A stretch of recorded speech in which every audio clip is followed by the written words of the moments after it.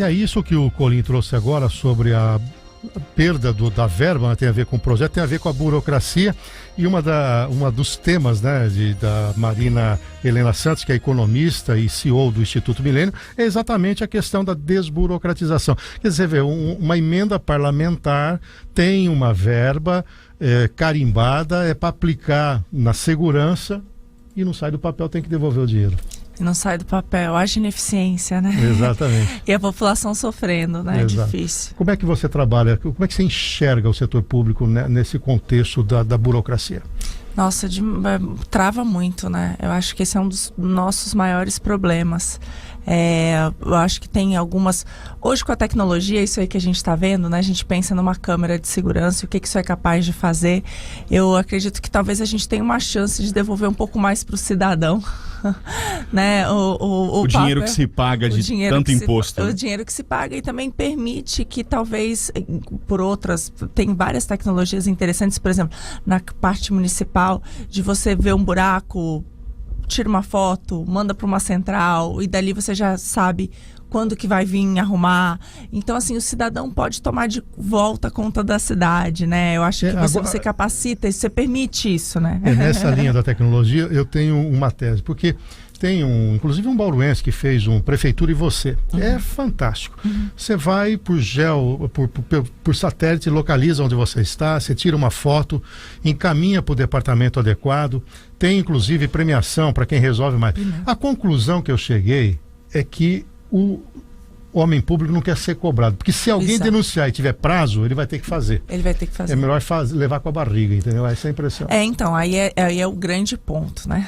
Exatamente. O Estado não quer, mas a população quer. Então, cabe a nós cobrar. Acho que não tem outro jeito, não tem outra forma. Agora, Marina, fala um pouquinho do Instituto Milênio. Você dizia para mim, antes da gente começar aqui a conversa, que nasceu com papers, com artigos e numa visão do liberal, né? Quer dizer, isso que vem sendo... já resgatou ali com o consenso de Washington, o neoliberalismo voltando, né? Nós tivemos aí momentos históricos na economia em que cadê essa tal da mão invisível que não vem? Aí você tem uma atuação mais forte, Keynes um pouco mais interventor, depois uma mudança, e de uns anos para cá essa visão menos Estado, mais setor privado começa a crescer novamente. Mas eu tenho até defendido aqui no programa que às vezes no imaginário da população parece que querem a tutela do Estado e parece que a gente não está preparado. Basta aumentar o preço do combustível, não. Tem que tabelar o preço e tudo mais. Então, me parece que o brasileiro não está muito preparado. E vocês começaram no Instituto exatamente nessa visão mais liberal. Conta um pouquinho dessa história aí do Milênio. Não, perfeito. Hoje em dia, no Milênio, o nosso principal produto hoje é a publicação de artigos de política pública. Né? A gente traz especialistas que entendem do assunto. Porque no Brasil, como é feita a política pública? É feita, né? Tive uma ideia aqui, vai lá e implementa. Ninguém quer saber se aquilo ali deu certo, se não deu, se está funcionando, se o atendimento à população está sendo decente. Então, assim, a gente não tem avaliação de política pública, né?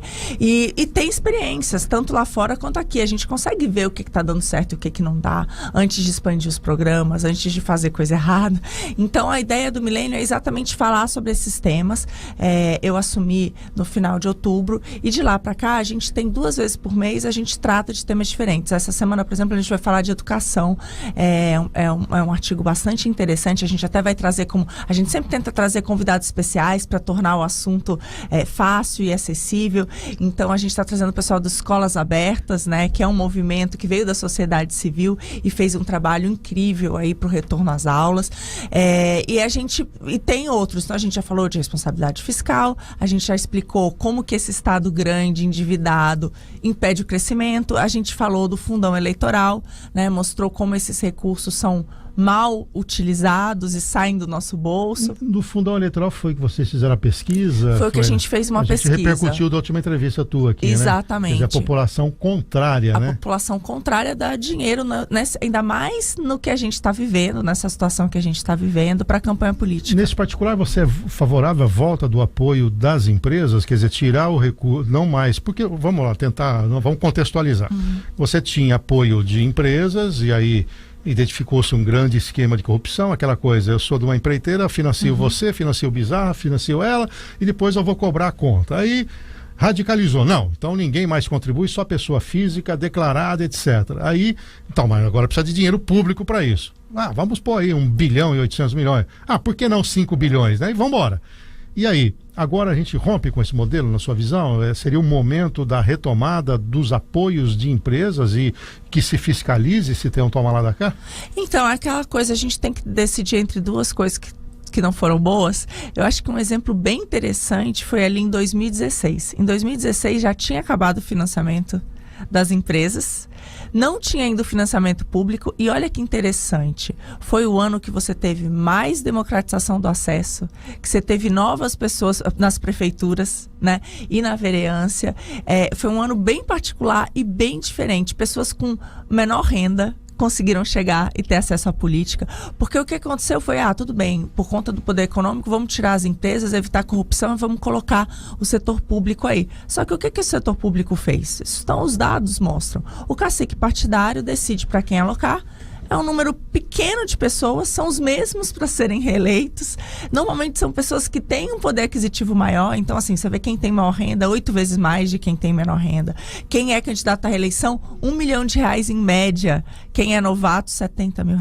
Então, assim, claramente é um esquema que também não funcionou. A gente estudou bastante um modelo que é interessante, é o modelo alemão. Porque eu acho que um grande ponto aqui importante, a gente tem mais de 30 partidos, mas será que a gente tem mais de 30 ideologias? A verdade é que o que acontece pela no Brasil... janela partidária que tem ideologia nenhuma, né? Todo mundo trocou de tudo aqui, né? Então o que acontece? É um grande negócio. Ter partido político hoje no Brasil virou um grande negócio. Então quais são os modelos que mais deram certo? É aqueles que aproximam os partidos da população. E aproximar o partido da população significa que você não pode vir só com uma montanha de dinheiro fazer campanha política a cada 4 anos.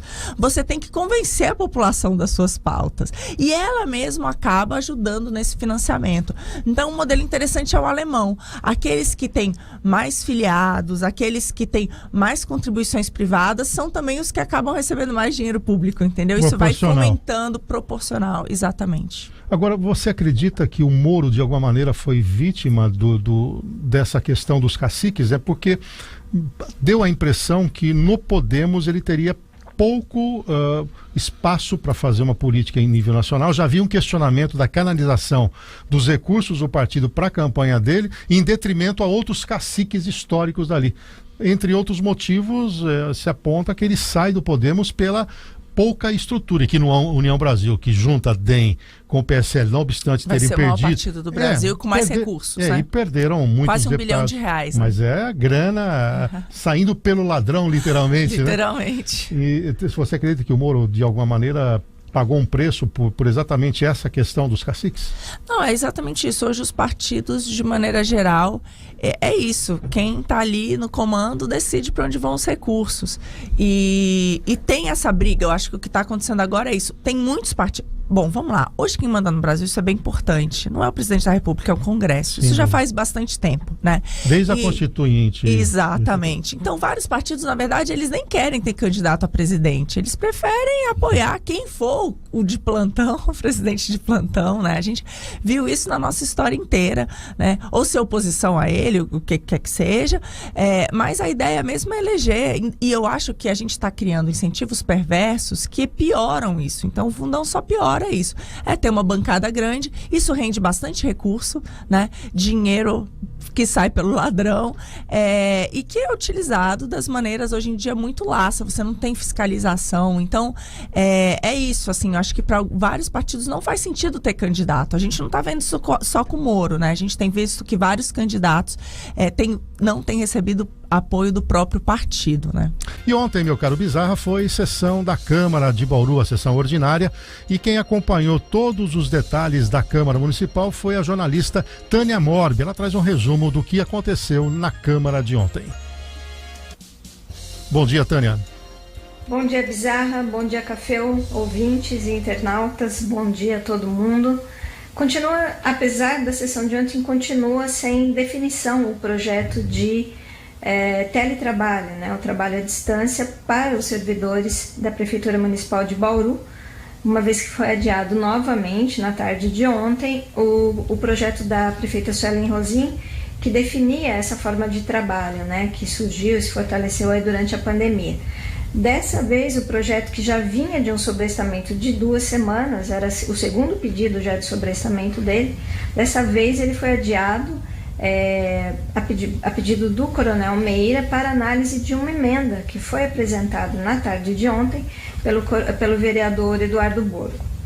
A emenda de Borgo foi apresentada durante uma pausa da sessão para debater o projeto, que foi bastante discutido, os posicionamentos contrários, a favor, enfim. Mas o pedido foi feito e aí agora o Meira tem 2 dias úteis para analisar a emenda do Borgo, o que deve levar a discussão para a semana que vem. A emenda apresentada por Borgo já teve também na sessão de ontem o parecer de inconstitucionalidade apresentado pelo José Roberto Segala, enquanto relator da Comissão de Justiça, Legislação e Redação, mas mesmo assim, Coronel Meira pediu para analisar, suspendendo mais uma vez a discussão que já vinha aí por algum tempo. Além desse projeto, né, que deve voltar então para a semana que vem, só lembrando que o projeto, reforçando, né, o projeto já vinha sobrestado, está sendo bastante discutido, teve ali uma discussão mais acalorada na tarde de ontem entre o líder da prefeita, Júnior Rodrigues, e a vereadora Estela, que se posicionou contrária. Ela queria mais discussão com os servidores, com o sindicato, para definir o decreto que vai regulamentar a lei. O Júnior defendeu que o projeto já foi bastante debatido, que não tem mais o que ser discutido, defendeu a votação, e aí ficou nesse impasse. Entrou Meira com esse pedido, acabou suspendendo a discussão, levando para a semana que vem. Além desse projeto, também foi aprovado o projeto de autoria do Marcelo Afonso, que estabelece a divulgação pela Prefeitura da lista de espera de vagas na rede municipal de ensino. Segundo ele, porque há uma desconfiança por parte dos pais e responsáveis em relação à distribuição dessas vagas, né? E ele conseguiu aprovar e passou a lei. Agora vamos ver como é que fica a questão do projeto de lei diante do Executivo, se vai ser vetado, se vai ser promulgado, enfim, a gente acompanha isso. E na pauta da sessão ainda tinha um projeto que estabeleceu a filiação do município na União Nacional dos Dirigentes Municipais de Educação, e além disso 6 moções de aplauso, todos foram aprovados. Esse é o resumo da sessão. A gente acompanha e continua acompanhando a política e traz tudo para vocês. Um abraço, ótima semana a todos. Muito obrigado, Tânia, que trouxe aí um resumo do que aconteceu no Legislativo, e nós já temos aqui nos nossos estúdios a vereadora Estela Almagro. Bom dia, bem-vindo ao Cidade 360. Bom dia, Café, bom dia, Bizarra, e bom dia a todos os ouvintes que acompanham a 96. Bom, ontem esse tema do teletrabalho ganhou um corpo. Você já vinha na sessão anterior, que pediu até o sobrestamento, discutindo isso. Você entende que é uma mudança na relação da prefeitura com seus funcionários, que precisaria ter a participação mais firme do sindicato, ter aquela coisa do debate. Explica aí o que você entende que o projeto é falho. Na verdade, Café, a gente vem debatendo isso desde outubro do ano passado.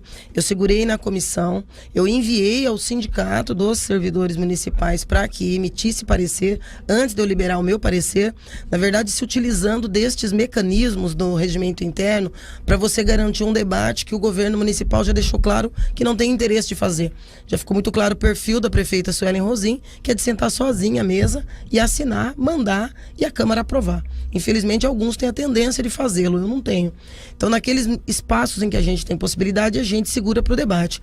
O sindicato se manifestou, falando de que, assim como eu já pensava anteriormente, você não pode assinar um cheque em branco na criação de um mecanismo novo, porque até aqui nós trabalhamos e ainda funciona um decreto regulamentador que permite o teletrabalho, só que ele não é tão amplo para abarcar aí algumas outras áreas do serviço público municipal, como a área de saúde, por exemplo, em alguns itens, na verdade, na área de saúde. E então agora com essa lei, ela muda o o Estatuto do Servidor e cria dentro do universo jurídico da administração pública municipal o sistema do teletrabalho. Quando ela não se senta à mesa, ela já manda um debate para casa que foi com um lado só da história.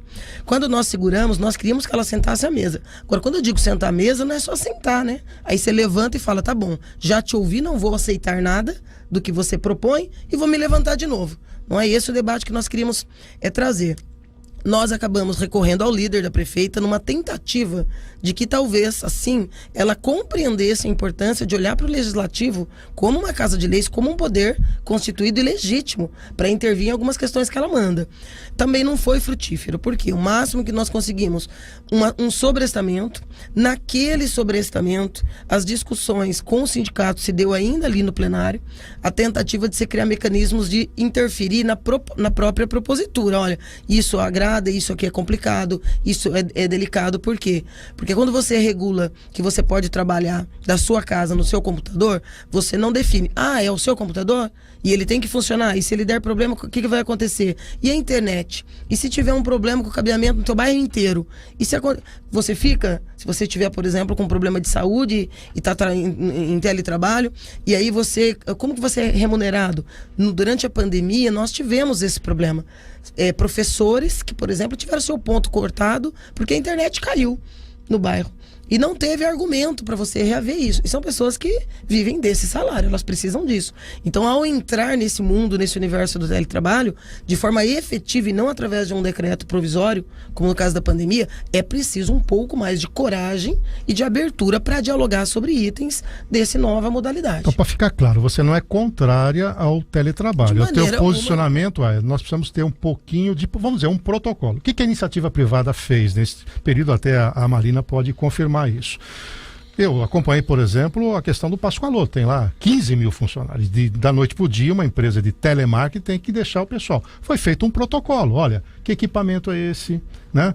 Qual é o nível de segurança que você vai ter na tua casa? Qual é a parte ergonômica? Quer dizer, porque você tem uma série de questões. Então, mas foram criados protocolos. No setor público, isso tem que estar em lei. Exatamente. Ela está deixando com o projeto outro cheque em branco. Porque ela diz que os chefes e o governo irá regulamentar através de um decreto. Quem? Somente eles. Então você vai ter o lado patronal na mesa sem o lado trabalhador. Se um servidor se acidentar durante o horário de trabalho, em teletrabalho, como fica essa responsabilidade?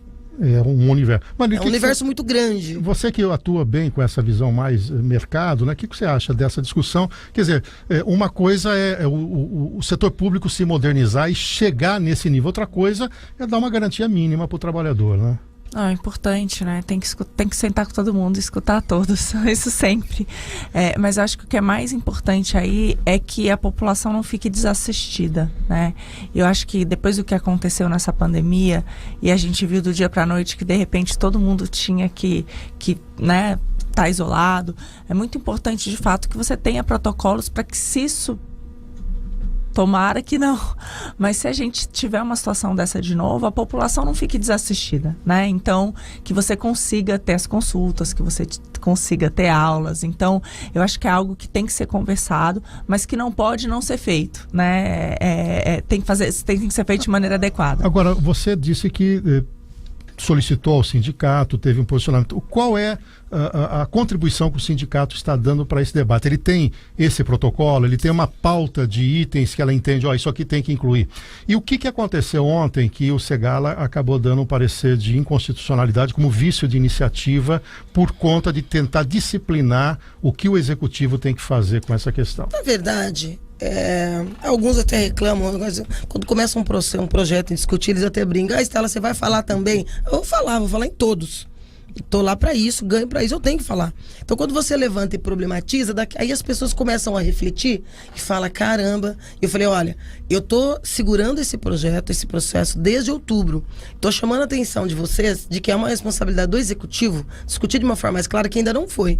Tem aqui dentro um arcabouço de possibilidades que vai estar na mão da chefe do executivo. Uma delas é a possibilidade de que isso abarque, por exemplo, os cargos de confiança. Em ano eleitoral, você tem a possibilidade de que cargos de confiança possam fazer o teletrabalho, você vai ter funcionários, talvez até do próprio gabinete, agora que a mãe da prefeita já falou aquilo que nós todos sabíamos, que vai ser candidata, está com o celular aqui trabalhando sem imagem, no suposto teletrabalho, entregando santinho de porta em porta. Só não enxerga isso quem não quer. Ao perceber isso, alguns vereadores ali, o Borgo, por exemplo, que também é candidato, não é? Assim como eu sou. Sim. Agora, eu não estou tratando esse debate pelo viés da eleição. Eu estou tratando esse debate pelo viés do trabalhador. Essa é a minha preocupação. Mas quando essa possibilidade se levanta, pera lá, nós temos que resolver isso, porque vai que os cargos de confiança realmente possam ir para a rua fazendo campanha. Aí você tem um outro problema. Que isso eu também não abro mão, eu não prescindo disso. Vamos fazer uma emenda, suspende a sessão, vamos fazer uma emenda para nós dizermos que cargos de confiança estão de fora. Aí no intervalo eu também disse com a mesma franqueza, olha, primeiro a emenda é ilegal.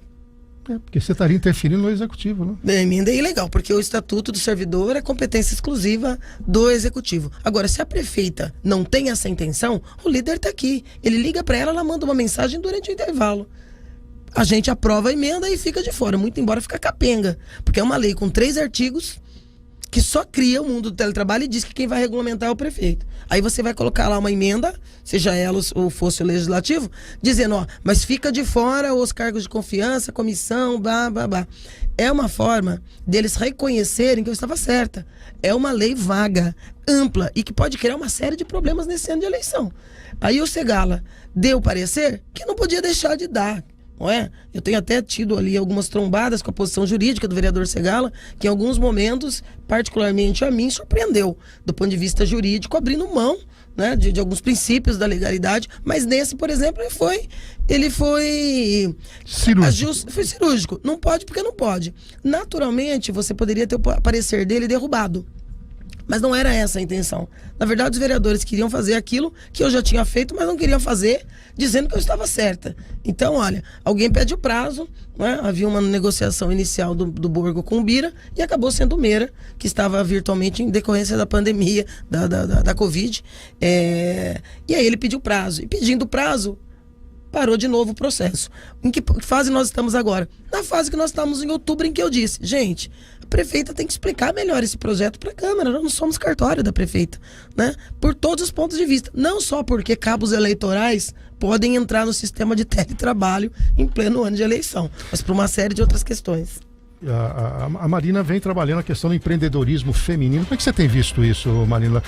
Crescem as oportunidades, o mercado é idêntico, a mulher tem ainda a questão do gênero ou não? Essas oportunidades no mercado estão aí à disposição de todos? Bom, a verdade é que as oportunidades existem e as mulheres têm que estar bem preparadas, né, para abraçá-las. Eu acho que isso é a grande diferença. Isso é bastante importante. Óbvio que é mais difícil. Eu acho que o grande complicador quando a gente vê por que as mulheres às vezes têm menos oportunidades, um dos grandes pontos é a questão da maternidade, é a questão da família. Então, eu acho que tem um ponto importante que é de você ter suporte para, né, conseguir, enfim, tomar às vezes decisões e que tomem mais tempo, né? E você precisa abdicar de algumas coisas para conseguir levar aquilo adiante. Mas eu vejo que depois da pandemia, o que aconteceu, infelizmente por um motivo ruim, é que a gente teve um aumento muito grande do número de desempregados e a gente teve um aumento bastante significativo do número de microempreendedores, né? É um nome que talvez seja estranho, mas é isso. A gente teve um aumento muito forte de pequenos empresários. E eu vejo isso como uma oportunidade de que, se bem gerida, aquelas pessoas possam ver que elas podem, de fato, fazer até aquele pequeno negócio e daquilo ali mudar a sua vida, né? E eu acho que tem um ponto, eu fiz uma apresentação com algumas outras mulheres que também do setor privado, empreendedoras, e o que elas mostraram no trabalho, por exemplo, na periferia, muitas dessas mulheres, às vezes, que vão fazer isso, elas se veem como se estivessem fazendo um bico e não como se tivessem com um negócio, que aquilo fosse possível mudar a vida delas e da família. Então, eu acho que uma das coisas que é bastante relevante é a gente ter essa percepção de que pode sim tornar aquilo, fazer aquilo crescer, né? E e ter o seu próprio negócio, não necessariamente depender de outros, né? Mostrar que isso é possível, né? Com bons exemplos. Ô Estela, não obstante, né, como um efeito da pandemia, que muitas atividades fecharam e o desemprego cresceu e muitos entraram como microempreendedor, na colocação da Marina, que eu concordo, abre uma janela de oportunidade. Quer dizer, sempre a tua luta enquanto partido é um fortalecimento da classe trabalhadora. E há uma janela nova, né, do empreendedorismo, quer dizer, aquela coisa de não carteira assinada, mas que as pessoas têm a oportunidade de ter um funcionário como microempreendedor, depois mudar para uma pequena empresa, um microempresa, depois crescer um pouquinho mais. Como é que você vê essa mudança do mercado de trabalho? Vejo de forma bem diferente da Marina, respeitosamente. O universo da mulher sofre um ataque há muito tempo. Quando você tem um presidente da República como Bolsonaro, que declara de público, enquanto presidente, que mulher tem que ganhar menos mesmo porque engravida, e isso prejudica o empresário, você relega a mulher um papel para lá de secundarizado. É mais do que precarização. Isso é muito complicado. A mulher luta há muitos anos para vencer a questão de ser dona de casa, de ter condições de se profissionalizar, de buscar conhecimento, de se inserir no mercado de trabalho. Aí você vem e, por força do mesmo governo Bolsonaro, você tem uma precarização, porque essa meização da economia, eu nunca vou ver de uma forma, com o primeiro viés, o viés positivo. É claro que nós vamos ter aí algumas que se superam e se surpreendem, mas se você pegar os números que a CDCO em Bauru divulga, por exemplo, de empreendedores individuais, na verdade não são empreendedores individuais. Conheço centenas de milhares de trabalhadores em Bauru que tiveram que assinar, após a reforma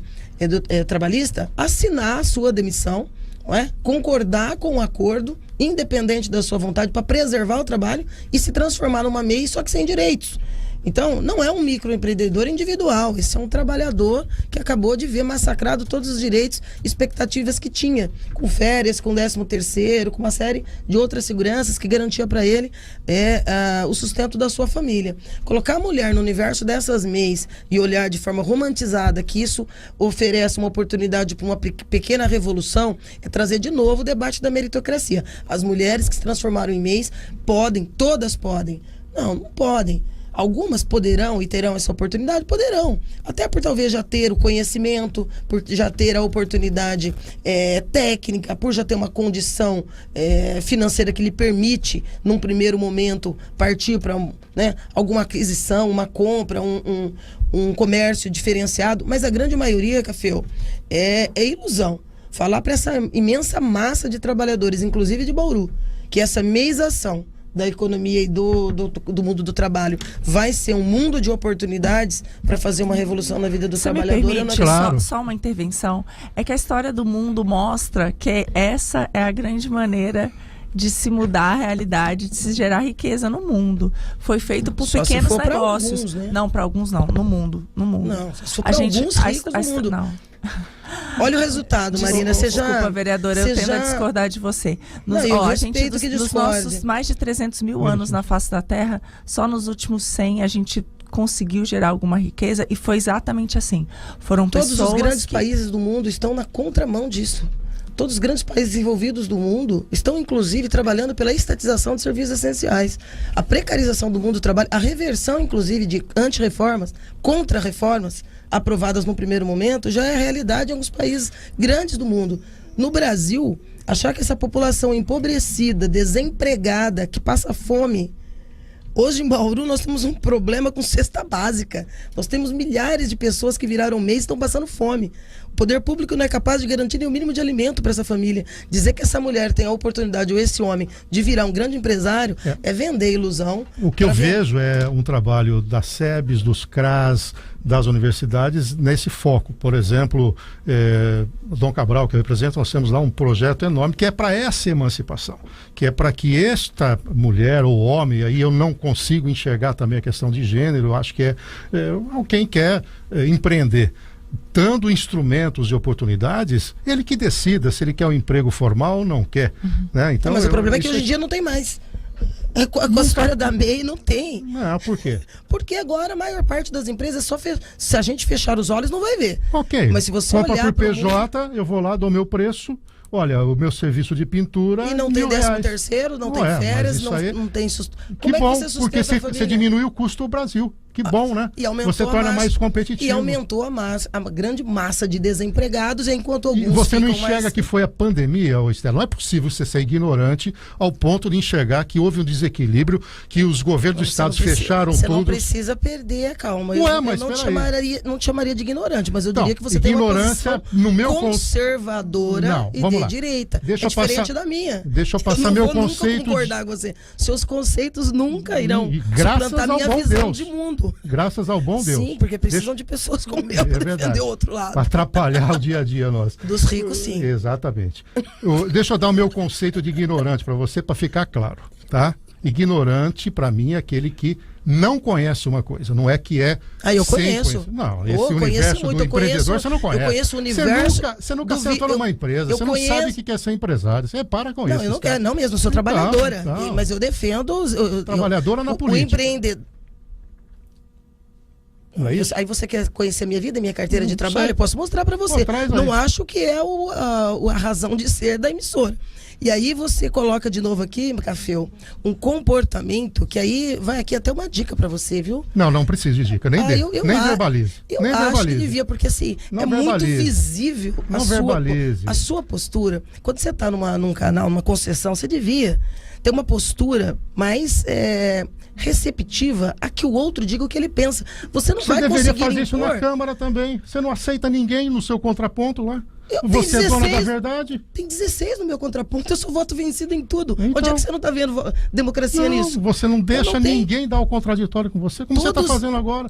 Você remete a uma concessão, uma concessão de rádio para falar de um profissional que se preparou 30 anos, estudou para estar nessa posição. Você vem falar que, por ser uma concessão de rádio, eu não posso ter liberdade de expressão. Para com isso. Liberdade de expressão não se confunde com a defesa intransigente de um ponto de vista e a imposição disso para o convidado. Tá bom. Desculpa, mas até do ponto de vista profissional não venha querer dar aula de jornalismo aqui, não, por favor. Eu não estou dando aula de jornalismo aqui de cidadania. Marina Helena Santos. Marina, parcerias público-privado é um tema bastante caro para você.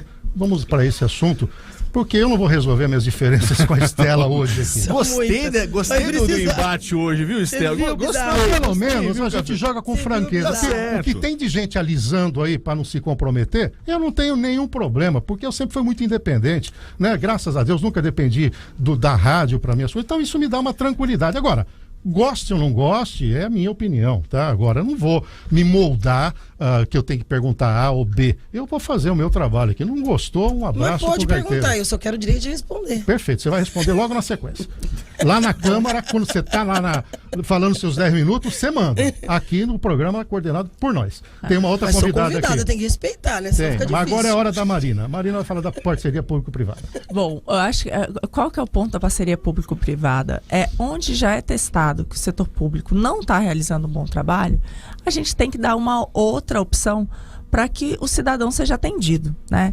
Então, eu acho que um caso aqui que eu aprendi da cidade de Bauru é que tem alguns serviços que não têm sido prestados, né? Um deles, que me deixou bastante triste, assim, é saber que a gente não tem tratamento de esgoto na cidade. Isso acaba afetando cidades vizinhas, né?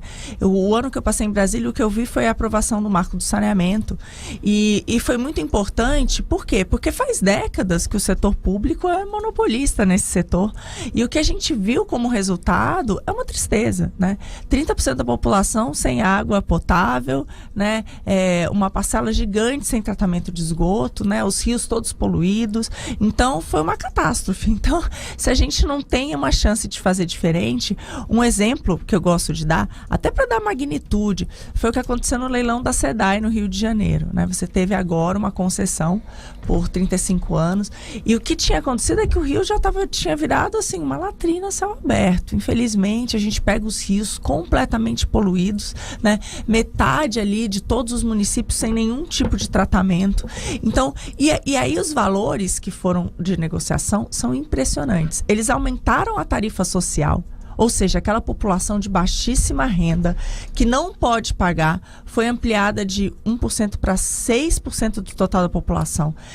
Você vai ter investimento para ter universalização, né, de todos os serviços de saneamento num prazo de 12 anos, mais de 30 bilhões de reais de investimento do setor privado, que o público não teria condições de fazer, e o governo ainda recebeu uma outorga de mais de 20 bilhões, que vai poder, né, melhorar ali aqueles rios, aquela região que foi toda, né, tratar aquilo ali de volta. Ou seja, agora eu fico me perguntando, essa dinheiro, e ainda assim não vai poder aumentar a tarifa, a não ser pela inflação, e ainda assim vai ter dinheiro para o setor privado ter lucro. O que o setor público fez com essas cifras, né, nos últimos anos, que não foi capaz, que transformou aquilo ali, né, num banheiro público, assim, tipo, num negócio... Então, assim, eu acho que tem que ter essa visão de que a população... Não importa. Saneamento é uma coisa da idade da pedra. A população tem que ter acesso, né? Não faz sentido não ter. Se falhou o setor público em relação a isso, por que a gente não testa de uma outra maneira? Então, eu estou bem animada com essas parcerias. Muito bem. Marina Helena Santos, obrigado por estar conosco. Foi um prazer recebê-la aqui. Muito obrigada a vocês, um enorme prazer. E você viu que aqui é de todos os ângulos mesmo, né? Então, Estela Almagro, e você disse que eu não tinha dado espaço para você falar e tudo mais, fique à vontade, o microfone é todo seu, e aqui não tem... Bom, eu não posso te dar os 10 minutos, porque nós temos um horário aqui a cumprir, mas fique aqui à vontade. Aqui é mais, tem mais do que 10 minutos. Se eu tivesse na tribuna que eu posso ter aqui, estava resolvido, porque lá é 16 mais cada discussão de cada projeto, dá mais tempo. Eu quero comentar brevemente a colocação da Marina aqui. Eu acho que a incompetência de certos governos ou governantes não significa que serviços essenciais tenham que sair das mãos do poder público. Inclusive, nos marcos regulatórios, tem um viés dos marcos regulatórios, inclusive do saneamento, que tem mesmo uma tendência de entregar para a iniciativa privada, e a iniciativa privada também não é Papai Noel. É claro que ela busca lucro. Esse percentual que você refere, do ponto de vista do saneamento, se você pegar o universo de um estado como do Rio de Janeiro, eu quero voltar a discutir esse assunto com você daqui a 5, 6, 10 anos, para vermos a tragédia que vai acontecer ali. E quem é que vai pagar essa conta? Seguramente. O fato de Bauru, por exemplo, ter tido a infelicidade de governantes que não souberam aproveitar, porque Bauru você citou Bauru como uma cidade que não tem tratamento. Começou no seu governo, né? Você era vice. Eu era vice do governo que conseguiu 118 milhões através do governo Lula, que tinha uma visão. No seu governo você não conseguiu? Pô. Eu não tive governo, eu fui vice. O vice não governa, não sei se você sabia disso. Aquela foto com o Rodrigo assim, nas obras, cuidando. Nas obras? Em quais? Quais obras? Da revista Atenção, eu trago pra você. Minha Casa Minha Vida, essa eu coordenava. Aí eu tenho essa revista, não precisa trazer. Aí você não gostou do Rodrigo, seu problema sou foi pro segundo mandato. Seu problema é a discussão do saneamento. Não, a pergunta é saneamento. Então, você foi pro segundo mandato com ele. Não gosto do Rodrigo, ele é ruim, não me dá espaço. Aí eu vou pro segundo mandato com ele. 8 anos de governo, não entrega a estação de tratamento de esgoto. Segundo mandato, sim senhor, porque ele só teve o segundo porque nós estávamos lá. Porque o Rodrigo não era nenhuma sumidade como governante, mas teve as portas abertas de um governo federal que trouxe muitos recursos para Bauru. Educação, saúde, habitação, pavimentação, inclusive saneamento. Ele não teve a competência de fazer o chamamento público, a construção de uma licitação que pudesse de fato certificar alguém com todos os cuidados que uma obra desse porte ensejaria. Isso foi uma incompetência dele e da sua equipe. E você não teve espaço para falar isso no governo dele? Mas se você se lembrar de outras emissoras, inclusive pelas quais você passou, inclusive em 96, quando você não estava, eu fui muito clara. Minhas posições públicas são sempre enfáticas. E eu gosto de, independente do lado em que eu estou, eu não tergiverso com a minha posição. Inclusive a discussão dos 118 milhões perpassava pelo Rodrigo abrir um debate sobre a modernização do nosso departamento de água e esgoto. Porque nós pleiteávamos com o governo federal 50% dos recursos para o tratamento de esgoto. Nós conseguimos 100% com o compromisso de que se investiria na modernização do DAI. Não do DAI estrutura física, mas do DAI estrutura nas ruas. para combater vazamento, fazer a água chegar, discutir a questão da captação, da distribuição, da nossa reservação de água. Ele não fez. São decisões administrativas, você sabe muito bem disso, que quem decide as ações políticas dentro de um governo é quem está sentado na cadeira. Essa obra em Bauru não é uma realidade por incompetência dos governos sucessivos, passando pelo Rodrigo, passando pelo Gazeta e concluindo agora com a Suelen, que cancelou e jogou essa discussão política e jurídica para alguns anos lá na frente e que pode perpassar pela perda, inclusive, desse valor milionário, maior recurso a fundo perdido da história da nossa cidade. Então, esse debate tem, de fato, dois lados. E ao avaliar o poder público não dá conta, é preciso avaliar pessoas. O poder público é a instituição. Os prefeitos passam, os vereadores passam, os governantes passam, a instituição fica. E as instituições conseguem se dar conta se tiver compromisso com saneamento para todo mundo. Bom, a Vereadora, Marina já tinha despedido, mas fica à vontade, Marina. Desculpa, só em relação a isso, a minha dúvida é só essa. Quando você fica dependendo de governos e governos e não funciona, não é mais fácil você ter alguém que você possa cobrar? Que se aquele serviço não for prestado, você multa, e você ter a certeza de que a pessoa vai ter um atendimento. O Estado acabou de entregar o aeroporto, já está aí uma campanha para não deixar destruir o aeroporto, que já está precarizado antes mesmo da empresa começar a operar. Mas já essa estava nessa experiência que o situação com o Brasil governo. tem Mas já com a estava iniciativa nessa situação privada. com o governo, Estela. Não estava. Só foi para concessão. O caminho do governo. O aeroporto de Bauru é um exemplo de aeroporto do mundo. Que é isso? Não tem nem o governo. voo. Não, aí são vieses políticos. Você tem que discutir o nem problema voo. por inteiro. O governo do Estado já trabalhava para precarizar. Então, O Estado, não é um governo que eu o que defendo. confirma o que a Marina colocou. Não confirma o que a Marina colocou. Confirma que o PSDB não tinha uma política para desenvolver, porque tinha acordo com lobbies da borracha. Ninguém nunca quis, em Bauru, fazer o aeroporto de Bauru ser o que ele poderia ser, o que foi prometido lá atrás. Começa pela compra da área dos Purini, um lugar inadequado para fazer o aeroporto. Aí você está falando de pessoas, não de governos. Você está falando de pessoas, não de governos. Realmente houve um erro aí. Se você tem uma hidrovia, ferrovia, rodovia, você deveria pensar do ponto de vista estratégico onde é que você vai colocar um aeroporto que se pretendia inicialmente ser nacional e internacional de passageiros e de cargas. E eu sei disso porque acompanhei esse debate há 20 anos atrás para liberar os outros 70 milhões, porque estava travado durante o governo Fernando Henrique a continuidade. E aí acaba sendo o que é. Ô, Estela, nós estamos aí no limite. Eu queria só a sua opinião sobre os trabalhos da CEI.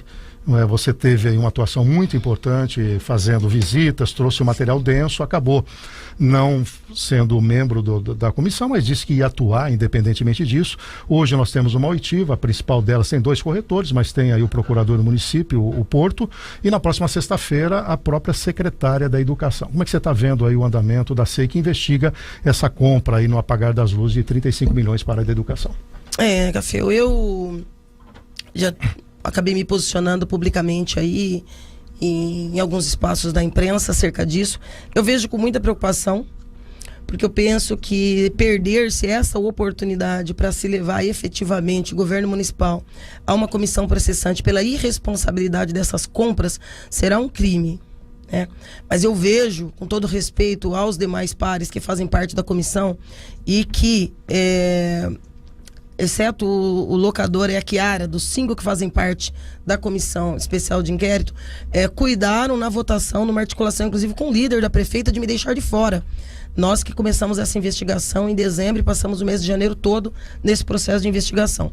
Eu acho que alargar demais esse leque, eu teria terminado essa CEI com 30, 40 dias. Não teria passado disso.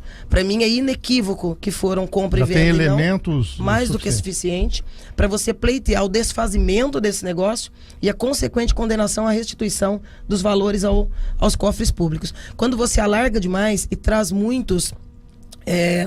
acabou virando um festival de corretores. E os processos são por si só a prova de que as imobiliárias trabalharam, receberam corretagem, que portanto é compra e venda. E se é compra e venda, falta um elemento essencial, que é a autorização legislativa, e não tem.